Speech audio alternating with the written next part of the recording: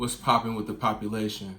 My name is Bio, and I welcome you to the Father of the Year podcast, where we help parents become their best self and give tips and tricks and strategy when it comes to raising the next generation so that they can raise them to become their best self. I'm so excited for you to be here with me today because it is our first episode, and we just got to make sure that we start with a bang. It's going to be a great time, and I'm happy that you're here on this journey with me. Once again, my name is Bio, and I'm an educator at heart, and I've been working with kids for over a decade. And working with youth really is my passion, but working in these school systems, working in these after-school programs, working with kids in private mentoring, I've just noticed that parents need help learning how to connect with this new generation of young people. So I'm here to share my expertise, but also I'm going to be interviewing different people everywhere that have different types of strategies that they can share so that we can help our kids become their best. Kids nowadays are growing up a lot differently than they used to before, and we got to be able to utilize each other to be able to connect better with our kids. Speaking about connection, that's going to be our first topic of the day. Connecting is imperative for making sure that our kids want to listen to us and that they actually hear and take advantage of what we're saying.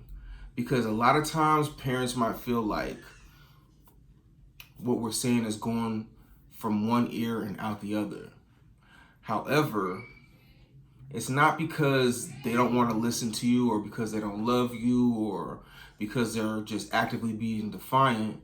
Some of this is developmental, but some of this is just because of a lack of communication or it's disconnection. So I'm here to remind you that parents have to always find a way to communicate. A lot of times when a young person, a child is being disrespectful or they don't listen the first time, parents might, growing up, you might feel offended because you might have grown up in a culture or society where, kids move immediately. Kids only speak when they're spoken to. And we're in a different society now. Not to say that students, kids, your own child shouldn't have a respect and move to when they're something like a order is given. However, we got to make sure that we understand the world that they're growing up in. And we live in the information age. And that means that the parent and the household is not the only mechanism of influence that these kids are getting. Because back in the day, it used to be the household, what it says goes. And the household had such a strong bearing on the influence of a young person. And then secondary was school and the teachers, or it might have been vice versa because kids spend a lot of time in school. However, kids have the phone in their hand now. They have access to the internet. They have had access to the world in the palm of their hands. And, with every flip of the thumb, kids knowingly or unknowingly are being programmed by different influences. That's not you. So we have to make sure that when we are correcting, we're also connecting. And kids nowadays, they're really looking for a connection on that Wi-Fi before they're looking for a connection with their parents. And it's a shame to really be saying that, but it is true in a lot of households that, kids their heads are down and they're scrolling and they're worried about, TikToks and Instagrams and Snapchats before what their parents have to say to them. And they're being influenced by influencers. So with that being said, parents got to find new ways to connect with their kids because If you're an immigrant family, or you're just a parent that grew up in America or abroad, more than likely the environment that your child grows up in is a different environment than the one you grew up in. And there's always going to be some type of resistance or a clash if your only methodology or strategy of connecting and correcting and educating and sharing values with your child is from the paradigm of where you grew up. So, with that being said, we got to learn different techniques to make sure that we continue to connect with our children. Because even though a parent might feel disconnected from their child, or a child might feel disconnected from their parent, it doesn't mean that that child is going to be disconnected. That child is going to look for connections elsewhere. And we have plenty of examples when children look for connections in different places or get connections in the wrong places, how that can affect them, their present, and their future. So parents still need to maintain their strong position of influence with their kids. And that's a primary reason of this podcast, to make sure that fathers are active and doing their great due diligence to upholding the home, and that mothers have also the tools that they need to do to make sure that their kids are well-rounded, holistic individuals.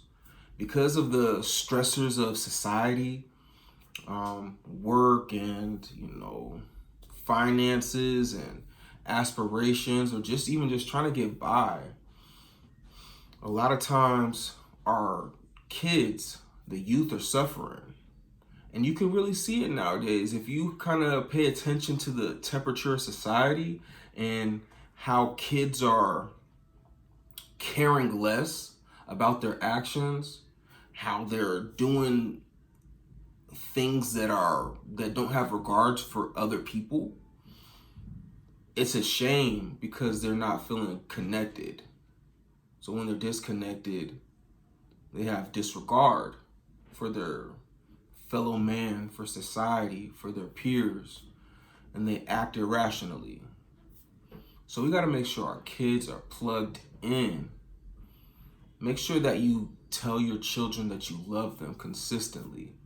You would be surprised how many adults grow up and that's their story. That I just wish my dad said he loved me a little bit more. Or my mom said that she loved me a little bit more. Or I got a hug from my parents a little bit more. Because kids are going to look for that in different places. So make sure the person to show them what, unconditional love is their parent or their caregiver. That adult in their life that puts food in their mouth, or takes them to school, or just, always takes care of them.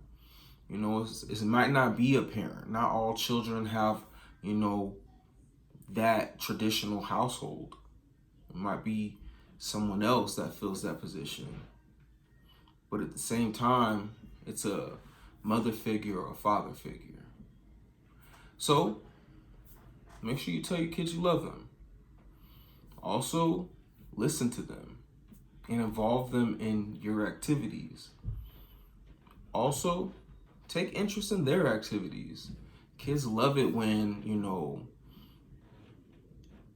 adults care about what they're doing. I'm not saying being an annoyance about it, but even if you're having problems with your son in video games and they're just stuck on the screen just doing the most, set boundaries, but also join in. You would be surprised when you challenge your child to their video game, even though you might not know what they're doing. Get a quick tutorial from them. You'll see how much they like to educate. Or you go outside and have some quality time. Take a walk, kick a soccer ball, throw a football, shoot some hoops. Kids need these kind of forms of connection. You got to break the the cycle of only connecting with technology. Technology is something to be used, but if we're not careful, we can be used by technology. And algorithms and systems in these social media platforms are set up for us as adults, but even more so the more impressionable minds of our children, to have our hands down and our head down and be just scrolling mindlessly for hours. And even though you might be looking at your child and saying you're disconnected from society, they're connected here. They're connected in the World Wide Web in the palm of their hand. So it's up to us not to just let this phone or tablet be a mechanism of babysitting some other form. And we got to make sure that we return to parenting, but also connecting. We got to make sure that when you're also reprimanding your child, however it may be, I noticed, and I remember, me growing up in an immigrant family. My family comes from Nigeria, and one thing that that I'm taking advantage of being a father myself is making sure that when correction needs to happen, connection happens as well.